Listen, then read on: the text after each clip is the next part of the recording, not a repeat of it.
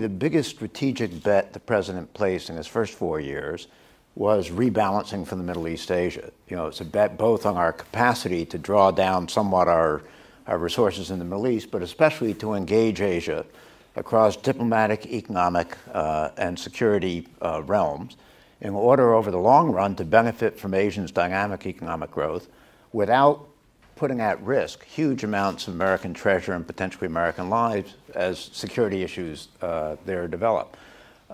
If you look at what's happened since that pivot or rebalancing was announced 2 years ago now, we've been drawing increasingly into the security side of the equation, not so much on the economic side. Countries in the region have been encouraging us to show up on the security side out of concerns over China.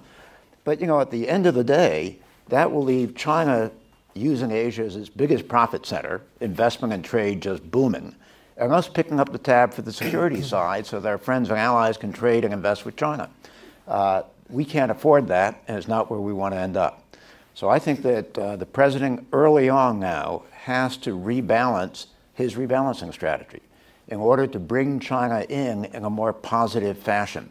And there are things we can do with the Chinese to at least increase our sense of mutual confidence. So what does that look like, though, in practice, to bring them in? Look, first of all, we have to take the initiative. The Chinese leaders don't do that on new approaches.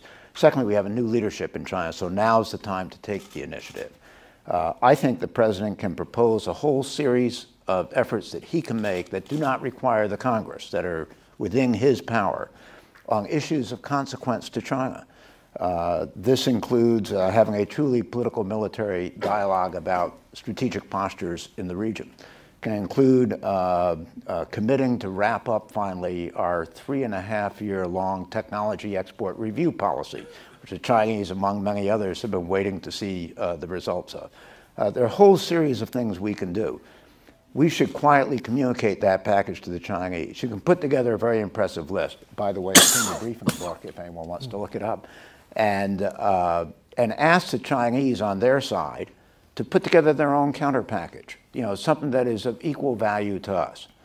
And then we can negotiate to see what we want to get done. If those two packages are sufficiently enticing to both sides, we can then each step take steps to But move the implement focus them. away from primarily military. Charles. Absolutely.